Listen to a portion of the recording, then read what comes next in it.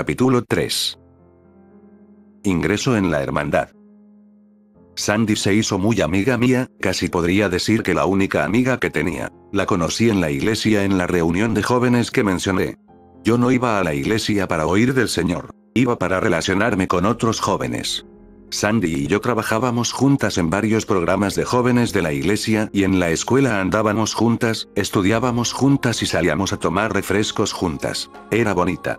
Tenía mejor posición económica que yo, vestía muy bien y era muy popular. No parecía importarle mucho lo que a mí se refería. Yo tenía la impresión que se había hecho amiga mía más por lástima que por cualquiera otra cosa. Ignoraba que era reclutadora de la hermandad. Poco después del incidente con el futbolista, Sandy me dijo que había notado que yo tenía poderes que muy pocos tenían. Me dijo que sabía dónde podría averiguar para tener más de esos poderes. Escúchame, me dijo también, sé que te sientes sola y deprimida, y creo que tengo algo que te puede ayudar. La iglesia a que asistimos no se interesa mucho en ti, y Dios tampoco se interesa por ti. Si se interesara, no hubiera dejado que nacieras como naciste. Entonces me ofreció la oportunidad de ir con ella a un campamento de jóvenes patrocinado por el grupo al que ella y su familia pertenecían. Lo llamaba Campamento de la Iglesia. Estaba situado en un pueblecito a varios kilómetros de allí. Se celebraría en el verano. Como no iba a haber clases en aquel tiempo y no tenía otra cosa que hacer, decidí ir. Le dije a mis padres que iba a ir a un campamento de la iglesia, en realidad no les importaba lo que yo hiciera. Me sentía temerosa y alborozada. Por fin había hallado una amiga y aquello resolvería el problema de mi soledad y las preguntas sobre el extraño poder que había en mí. Sandy me estuvo hablando del campamento por varios días antes de que fuéramos. Me lo describió como el lugar ideal en que me aceptarían y me harían sentir que me querían y que me necesitaban. Necesitaban mis poderes, me dijo, y estos podrían ser perfeccionados. Podría convertirme en un personaje importante, y volverme famosa, o rica, lo que yo quisiera. Mientras me hablaba sentía que aquel extraño poder en mí se agitaba y crecía. Lo que Sandy evitaba era mencionar la palabra secta, o contarme la verdad acerca del grupo. Me detendré aquí para decir en resumen lo que era el grupo. Aquel grupo que en secreto se autodenomina la Hermandad está compuesto de personas directamente dominadas por Satanás, a quien rinden culto. Es una peligrosa secta que crece velozmente. Tiene dos grandes centros en los Estados Unidos, el de la costa occidental, principalmente en la zona Los Ángeles-San Francisco, y otro en el medio oeste estadounidense donde vivía yo. Están divididos en grupos locales o capítulos. Un capítulo puede tener desde 5 o 10 hasta varios miles de personas. Es la secta que Al Lindsey menciona en su libro, Satanás vivo y activo en el planeta Tierra. Es una secta en extremo secreta. No se guarda registro de miembros. Hasta los contratos con Satanás que firman con sangre los miembros son quemados por los sumos sacerdotes y sacerdotisas.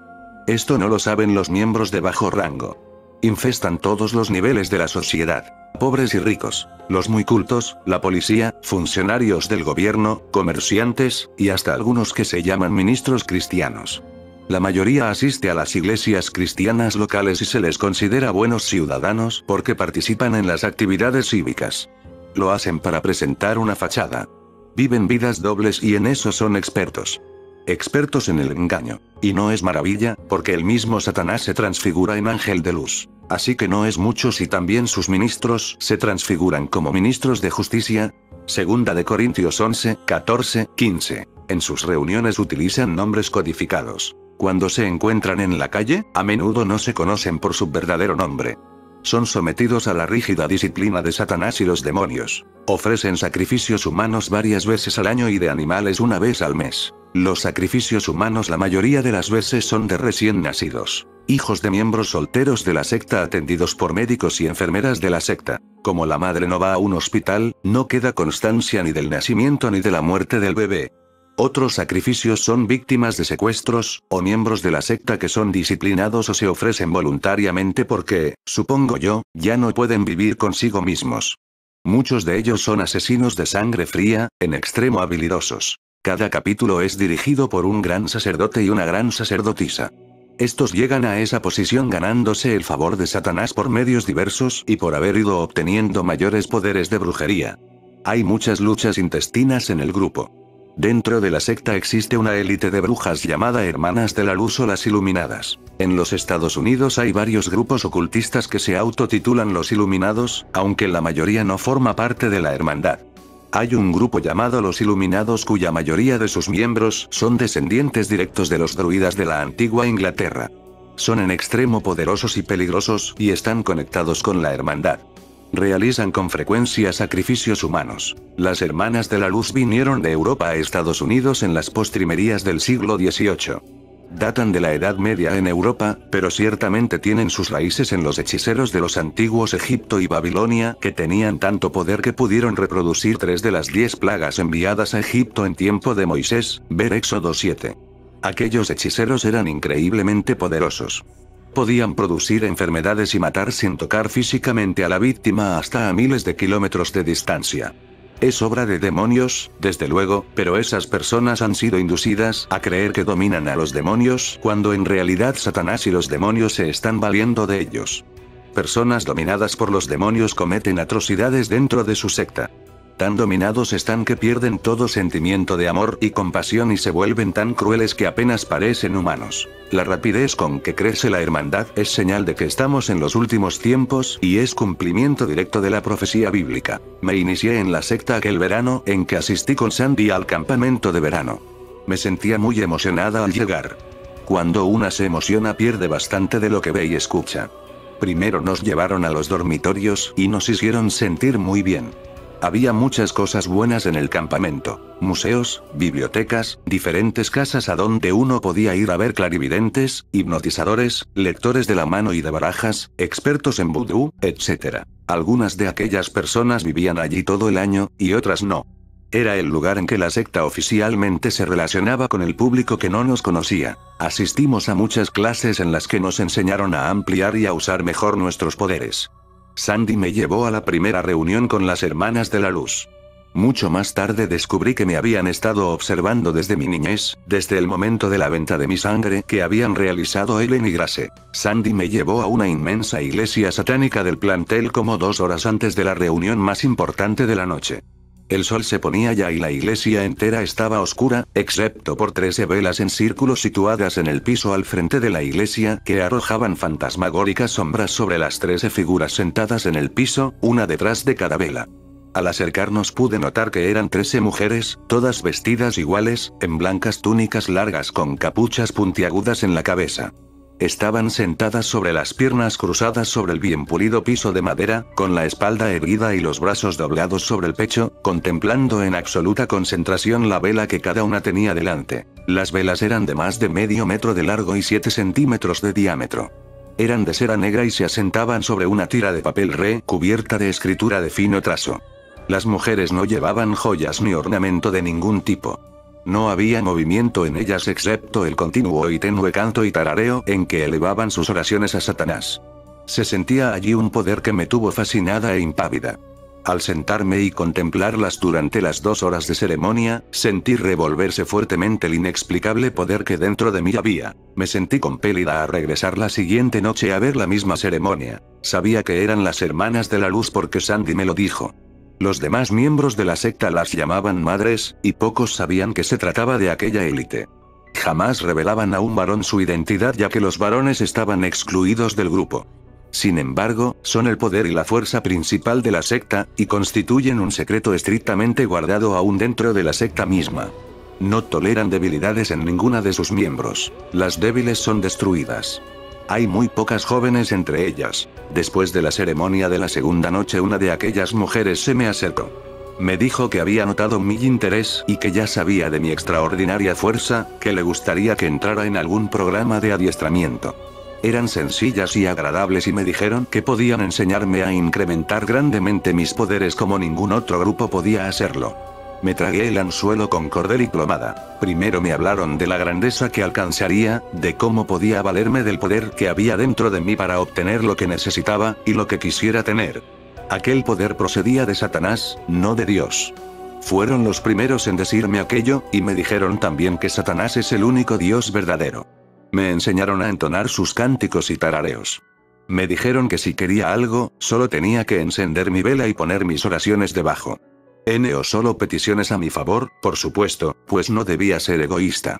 Podía orar por la mejoría de una persona o por su caída, no importaba, siempre y cuando hubiera el nombre de otra persona en el papel además del mío. Por fin llegó el último día. Yo ya estaba lista para el regreso. De pronto me vi frente a la realidad de que la bondad de la gente del campamento no era más que una fachada y que mi participación ya no era en juego, ni voluntaria. Cuando me encontré con Sandy para el regreso, me dijo que las hermanas de la luz le acababan de decir que a mí y a otras personas bien dotadas nos estaban dando un entrenamiento especial. Me dijo que el gran sacerdote y la gran sacerdotisa querían hablar conmigo en la iglesia antes de que me fuera. Fui a la iglesia y entré junto con otros. Enseguida unos guardas armados se situaron frente al pequeño grupo a la entrada de la iglesia. El gran sacerdote nos dijo entonces que habíamos sido seleccionados para unirnos a la hermandad, lo cual significaba firmar con nuestra propia sangre un contrato con Satanás en una reunión a la siguiente noche. Le pregunté qué decía el contrato y se me dijo que yo estaba entregando a Satanás mi cuerpo, alma y espíritu a cambio de muchas bendiciones. Se nos dijo que si no queríamos hacerlo emplearían cierta persuasión para hacernos cambiar de opinión. Les dije que de ninguna manera iba yo a firmar un contrato así. La gran sacerdotisa me tomó aparte y me informó que no tenía alternativa. La miré fijamente a los ojos y le dije: «Vete al infierno, perra asquerosa. Creo que ustedes son horrendos, así es que no voy a firmar nada». Inmediatamente un guarda de gran estatura que esgrimía una metralleta se puso detrás de mí, me agarró el brazo por la muñeca y me lo dobló hacia atrás y hacia arriba con tanta fuerza que sentí que se me partía. Me ordenó que me arrodillara ante la gran sacerdotisa y le pidiera perdón por mi falta de respeto, y que si no lo hacía, me iba a estar golpeando hasta que lo hiciera. Enfurecida le grité: «Pues empieza ya, porque no me voy a arrodillar ante ninguna mujer». Me lanzó un manotazo con toda su fuerza y me dio con el puño en la sien. No supe más de mí hasta que desperté en una celda de 1,5 metros. Era una celda totalmente vacía con un duro piso de madera. La puerta tenía una ventana pequeña que daba a un pasillo desde el que me podían observar. Estaba casi completamente oscuro. Estuve 24 horas allí, 24 horas que me parecieron días. No me dejaban dormir con unos altoparlantes a todo dar. Me repetían que toda gloria, honor y honra había que dársela a Satanás. Que tenía que pedirle perdón a Satanás. Que Satanás era el Dios del universo. Me dijeron que tenían vigilada a mi familia, y que si no aceptaba sus dictámenes y regulaciones y firmaba el contrato, los iban a torturar y a matar. Durante todo aquel tiempo me privaron de agua y alimento. La noche siguiente 2 guardas me condujeron a otro cuarto donde me esperaban 2 de las hermanas de la luz. Me ayudaron a bañarme, me pusieron una túnica de satín blanca sobre el cuerpo desnudo.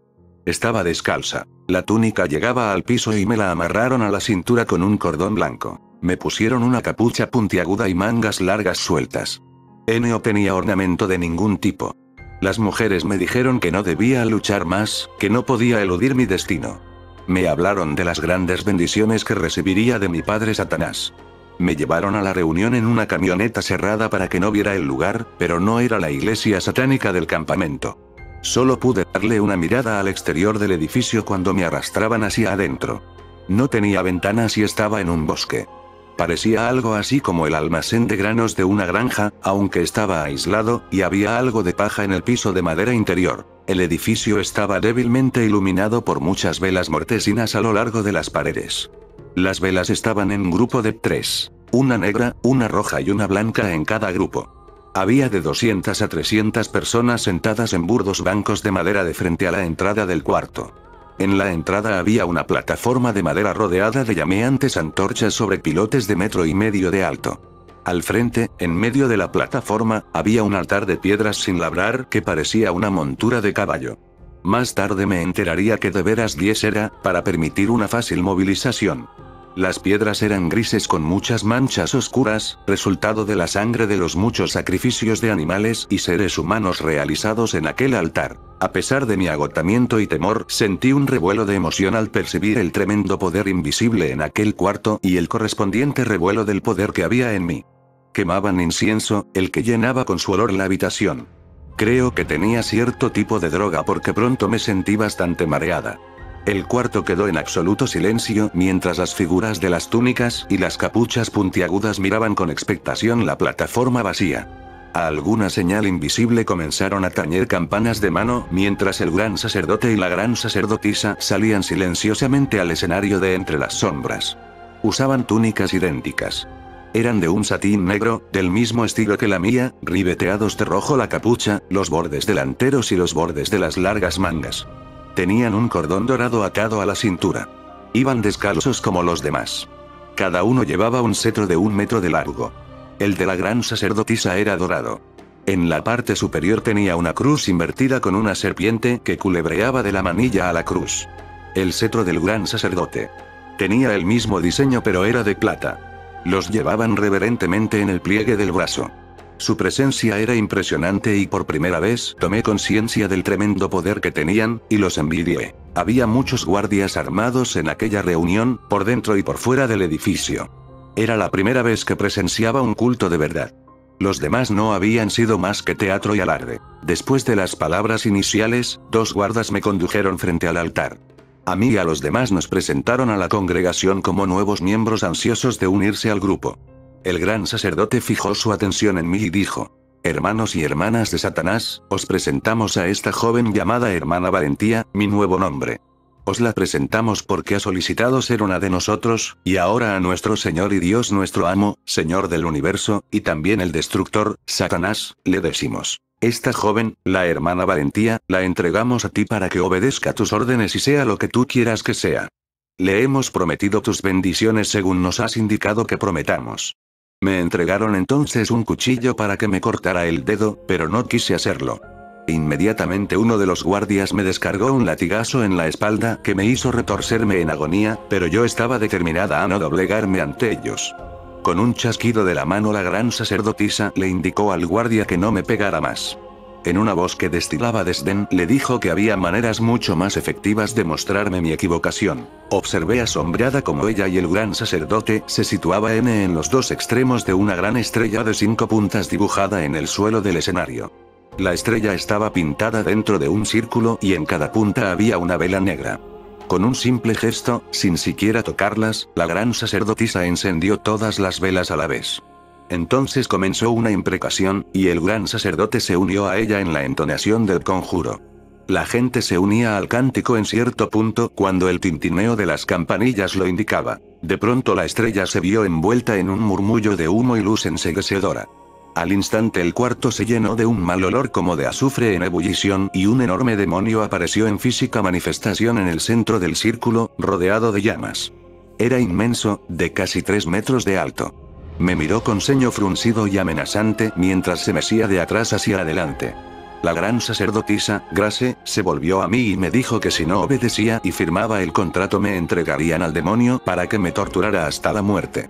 Para mí fue suficiente. Jamás había sentido tanto miedo, pero a la vez codiciaba el poder que Grace, la gran sacerdotisa, había manifestado.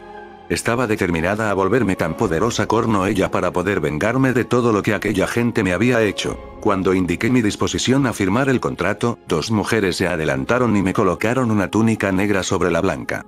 La túnica negra era de algodón pero con el mismo diseño de la blanca. El negro indicaba que ya no era una novicia. Tomé el cuchillo que me ofrecían y me herí bien el dedo. Entonces hundí una plumilla en mi sangre y firmé el contrato por el que entregaba mi cuerpo, alma y espíritu a Satanás. Inmediatamente después de firmar me sentí envuelta en una descarga de energía desde la punta de la cabeza a la punta de los pies. Fue tan fuerte que me derribó al piso. Mientras en el piso yo trataba de recuperarme, me di cuenta que Grace hacía otra imprecación. A duras penas me puse de pie solo para descubrir que Grace había llamado a otro demonio. Este se acercó a donde yo estaba y me dijo que iba a morar en mí. Extendió la mano y rudamente me agarró por los hombros antes de que yo pudiera decir algo. Inmediatamente me sentí morir, con un fuego abrasador que me recorría el cuerpo y volví a oler a azufre. En medio de mi agonía me desmayé, y no volví a saber de mí hasta que sin miramiento alguno me introdujo en la camioneta de regreso al campamento. Para ese entonces estaba yo tan agotada y mareada por la falta de sueño, los golpes y la falta de agua y comida, que no comprendía a plenitud el significado de lo que me estaba ocurriendo. Me quedé en el campamento otra semana para que mis heridas y arañazos más visibles sanaran. Cuando regresé a casa pensé y sentí que era una de las personas más poderosas de la Tierra. Sabía que tenía poderes más allá de lo que la mayoría podía imaginarse. Pensé que nada ni nadie podrían destruirme. Cuán equivocada estaba.